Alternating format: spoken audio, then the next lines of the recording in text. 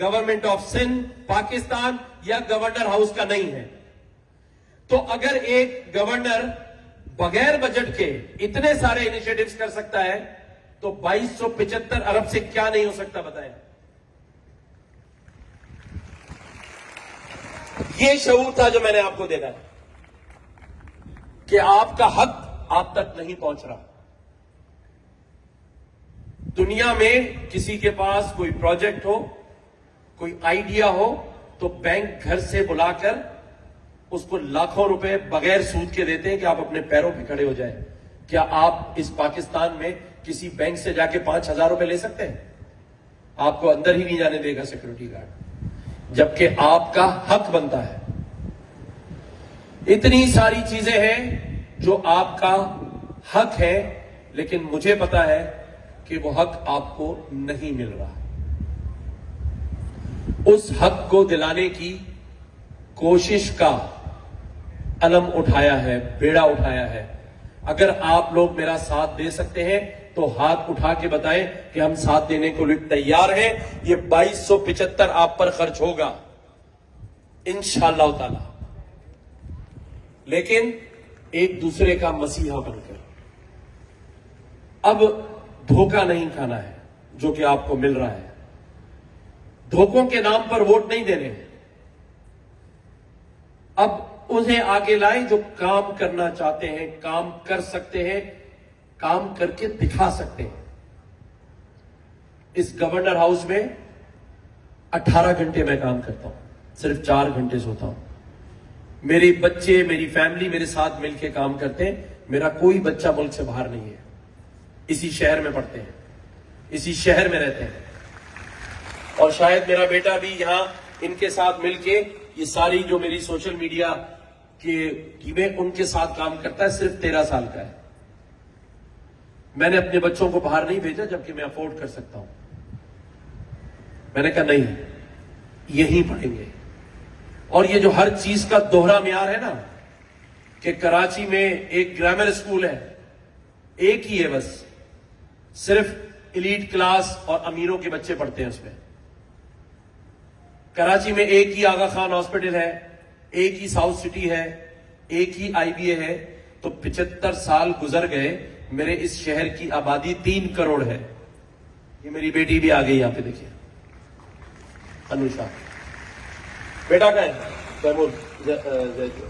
सारे बच्चे यहां गवर्नर हाउस में काम करते हैं आप लोगों के लिए पूरा दिन, कि किस तरह से ये सब मैनेज होगा। अभी भी बाहर लोगों की लाइनें लगी हुई हैं। तो ये सब शऊर की बातें हैं। इसके लिए अब आपको हिम्मत करनी है।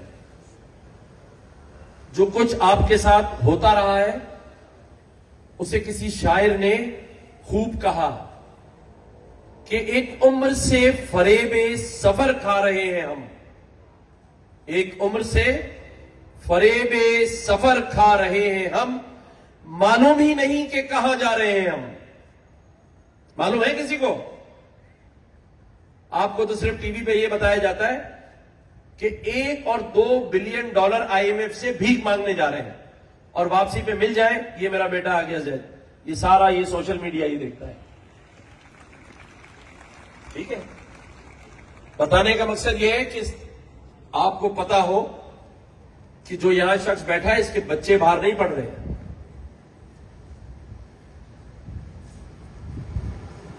तो जो धोखा मिल रहा है, सिमत नहीं मिल रही। आईएमएफ से कर्जे हजारों अरब के लिए हुए हैं। क्या आपने लिए? क्या उनमें से आप पे कुछ खर्च हुआ है? लेकिन उसकी कीमत आप लोग दे रहे हैं, पेट्रोल बढ़ाकर, बिजली बढ़ाकर। गैस नहीं है तो ले कोई और भरे आप लोग। ये शऊर आना चाहिए। क्या सभी लोग जो यहां बैठे हैं, कोई डॉक्टर बनना चाहता है, कोई इंजीनियर बनना चाहता है, कोई बिजनेसमैन बनना चाहता है? क्या है अपॉर्चुनिटीज? सुबह जाके अच्छी यूनिवर्सिटी में एडमिशन मिलता है, फ्री में मिलता है। क्यों नहीं मिलता? तालीम और सेहत तो फ्री मिलनी चाहिए। अरबों रुपए का बजट है, लेकिन क्योंकि आपको शऊर नहीं है, आपको किन चीजों में बांट दिया वो मैं बताता हूं। आपको कौमियतों में बांट दिया। तुम सिंधी हो, तुम पठान हो, तुम माजिर हो, तुम बलोच हो, हम इसी में लगे हुए हैं। हम कौमियतों में बंट गए और ऊपर माल आपस में बंट गया। आप कौमियतों में बंटते रहे, आप फिरकों में बंट गए। कोई शिया है, कोई सुन्नी है, कोई आगा खानी है, कोई कुछ है। क्यों भाई? यहां आप कौमियतों में बटे, फिरकों में बटे, ऊपर माल बंटता रहा।